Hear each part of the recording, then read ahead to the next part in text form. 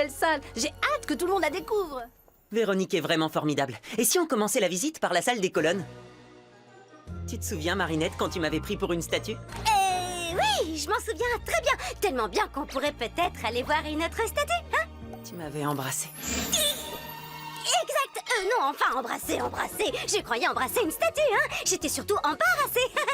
Je pensais que tu étais en cire. Mes lèvres se sont approchées, mais techniquement, on peut pas vraiment appeler ça un baiser. C'est quoi la distance officielle pour un baiser, hein? Le problème d'Adrien, c'est qu'il ne sait pas identifier le sentiment amoureux qu'il éprouve. Je pense que c'est parce qu'il est généreux et gentil. Il aime tout le monde et tout le monde l'aime. Il est perdu dans une jungle d'amour et ça l'empêche d'interpréter les signaux que Marinette lui envoie. Il faut dire que les signaux de Marinette sont très complexes à interpréter. Cela m'a pris beaucoup de temps. D'ailleurs, tu as fait un bond en arrière pour être à une distance respectable. Et je comprends parce que c'était très gênant. Je dirais pas que j'étais gêné, en fait.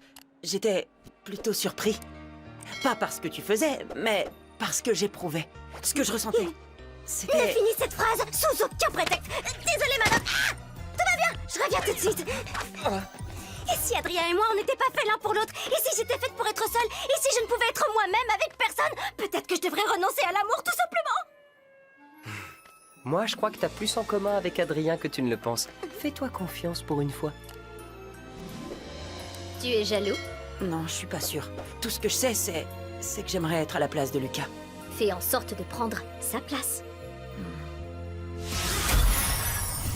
Il est hors de question que vous ouvriez cette salle. Ma chère fille, je veux dire les Parisiens, risqueraient de se faire akumatiser. Et cela va leur rappeler l'échec lamentable de Ladybug et Chat Noir qui se sont fait voler les Miraculous dont ils avaient la garde. Tout cela pourrait mener à d'autres catastrophes catastrophiques. Rien que d'y penser, j'en ai froid dans le dos. Vous imaginez l'ampleur du désastre? Mais, monsieur le maire, ne pas ouvrir cette salle, c'est condamner l'espoir des gens. Ladybug récupérera les Miraculous et les autres super-héros reviendront. Et si elle venait à échouer encore et encore?